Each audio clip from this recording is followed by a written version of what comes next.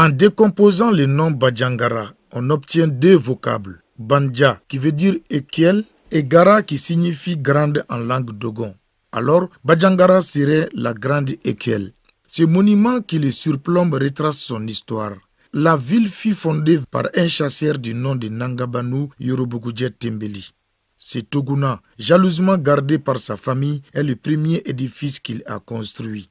C'est un patrimoine architectural d'une importance capitale pour les Dogons.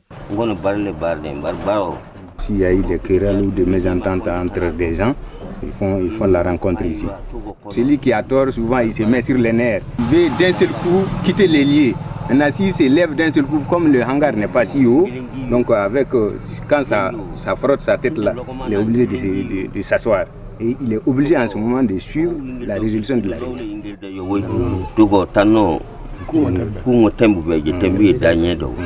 Badjangara est le symbole de la bonne cohabitation entre Dogon et Toucouleur. En témoigne cet autre chef-d'œuvre architectural qu'est le palais Agibou Tall, septième fils d'El Hadj Oumar Tall.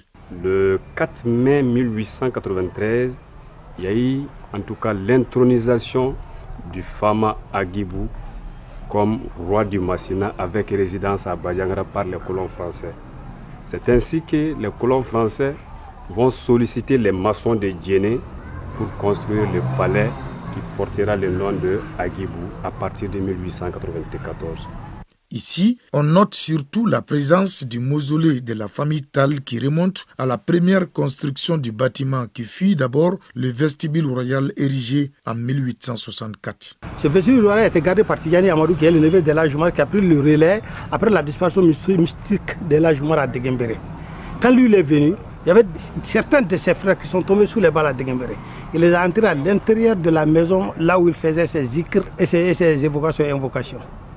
Et il a donné dans son serment de l'enterrer à côté de ses frères après son décès. Dès lors, les dignitaires de la famille Tall sont inhumés dans ces mausolées. Ce n'est pas tout le monde qui est habilité à être enterré ici, sauf si tu gardes les reliques d'El Hadj Oumar. Là où nous sommes aujourd'hui, après les 3 qu'on a pris à Deguembéré, il y a 10 qui sont là. Il y a 6 qui sont au rang des fils d'El Hadj Oumar, il y a 5 qui sont au rang des petits-fils et il y a 2 qui sont au rang d'arrière-petits-fils.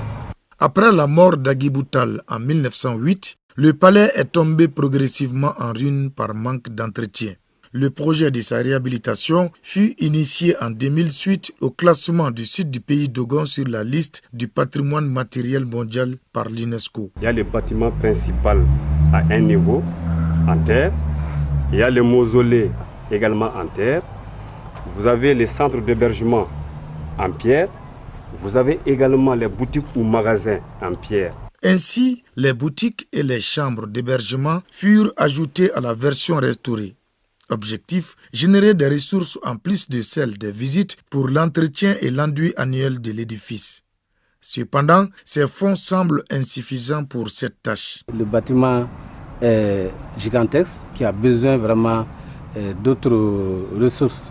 Au niveau du département, on n'a pas de ressources allouées à ça pour vraiment entretenir le bâtiment.